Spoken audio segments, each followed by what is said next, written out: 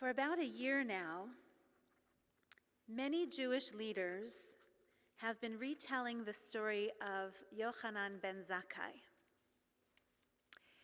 who is remembered through this stained glass window, the third one on your right. Hard to see at night, but come back tomorrow morning and see for yourself. Rabbi Yochanan ben Zakkai is a great hero of Jewish history. And why is he remembered, especially during this year of pandemic? Because many Jewish leaders throughout the world have been calling for radical change. That whenever we get on the other side of this pandemic, what will be called for, what will be necessary, will be something we have never conceived of before. Some kind of Judaism that is altogether different from the Judaism that we knew before. And it takes imagination, and it takes courage, and it takes creativity, and so we should take inspiration from Yochanan ben Zakkai. So, what do we know of Yochanan ben Zakkai? The story is well recorded that in the year 70, when Jerusalem was under Roman siege, he had the foresight to say, without Jerusalem, without the temple, without the altar, without the Kohanim, Judaism will be destroyed forever. And so we need to reestablish a place where the Sanhedrin can meet, where the rabbinic council can gather, and can reestablish a Judaism for a time when there is no temple.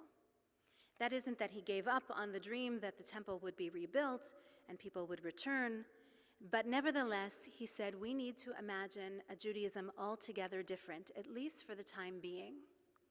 And so he designed this scheme where he and some students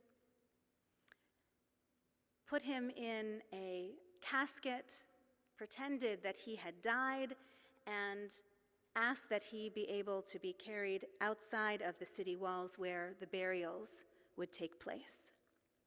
And then he arranged to have an audience with none other than Vespasian himself, the general of the Roman legions, and he predicted to Vespasian that he himself would become the next emperor of Rome. And Vespasian liked the sound of that. And so he granted Rabbi Yochanan ben Zakkai a wish. What is your wish? And he said, just give me Yavna.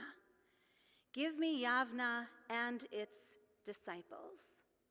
And so, with permission from Roman rule, he was able to establish a seat for the Sanhedrin and a place where rabbinic Judaism could take hold. And that really marked the end of biblical Judaism, the end of the temple sacrifice and its systems and all of its structures, and gave way to what we now call Judaism, which is all forms of Judaism today are descendants of rabbinic Judaism. And we have Yochanan ben Zakkai to thank for that. However, I choose to believe that this pandemic, which has been horrific and dramatic and traumatic, does not require revolution for all Judaism, but rather evolution. And we are already well on our way. And so I choose, with all due respect to Rabbi Yochanan ben Zakkai, I choose instead a different model. And that is the model not of Yavna, but the lesser-known story of the city of Usha. So today in the Galilee, there are ruins from 1948. An Arab village called Husha was once there on the hill, and archaeologists believe that underneath those ruins there is the ancient Jewish city of Usha. And Usha is where the Sanhedrin met in the year 140. or thereabouts. And how did we come to Usha? There were between 70 and 140, there were another 70 years of upheaval. Hadrian put a heavy fist on Jewish life everywhere. It was terrifying. We went into lockdown throughout the Jewish world. And then there is a legend, also recorded in the Talmud, that the time after the decrees of Hadrian, when things were just starting to loosen up, when people were just coming out of their hiding places, Rabbi Yehuda bar Eli and 6 other rabbinic leaders sent a message out to the entire Jewish community of the Galilee and said, "Anyone who is learned, come out and teach. And anyone who is not yet schooled in Torah, come and learn." And wouldn't you know it, but one by one by one, people started coming out from their hiding places where they needed to be for safety's sake. And they gathered in the city of Usha, and they continued to teach, and they continued to learn, and they raised up a whole new generation that gave rise to a vibrant, flourishing Judaism that would last another 1900 years, and then some. So I would like to propose that we are now given permission to come out of our hiding places, and still being safe and thoughtful and cautious, and still wearing masks, and still encouraging vaccination, still requiring it to come to Holy Blossom, still being mindful of distances, and so on. It is time to put out the word throughout the community to say, if there is anyone who is learned, come and teach. And if there is anyone who is not yet fully schooled in Torah, come and learn. This is the time for regathering, step by step, building confidences after confidences. We will find our way. This long weekend marks another transition in life at Holy Blossom. I hope everyone received the communications that came through email announcing that beginning Tuesday morning, 7:30 a.m., we are welcome for a multi-access morning minyan.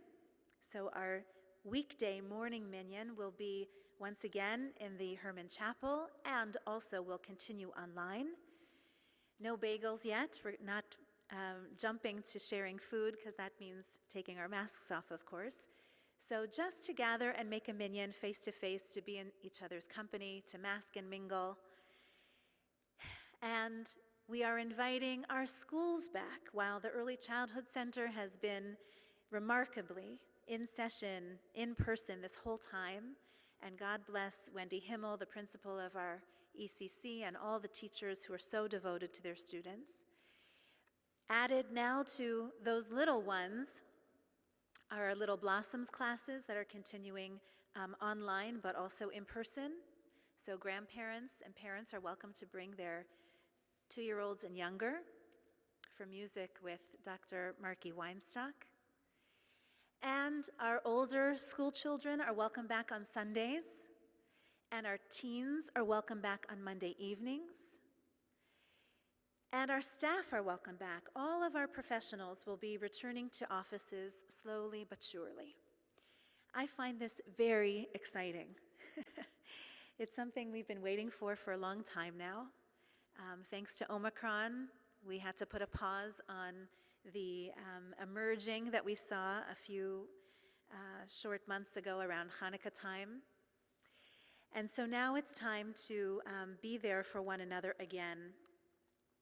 Purim is going to be a great celebration here in the sanctuary with Megillah and Spiel and lots of joy, and the carnival too, for all generations. So we should consider this time to be a period of joyful return, of joyful reunion, We ask that all who are learned come and teach and model for everyone what it is to have an enriching, meaningful, purposeful Jewish life. And for all who haven't yet discovered such a life, but are curious about it and have a hunch that this might just be exactly what we need for exactly this moment in our lifetimes, please do come and learn from all there is to be found here at Holy Blossom Temple. Shabbat Shalom. Shabbat Shalom.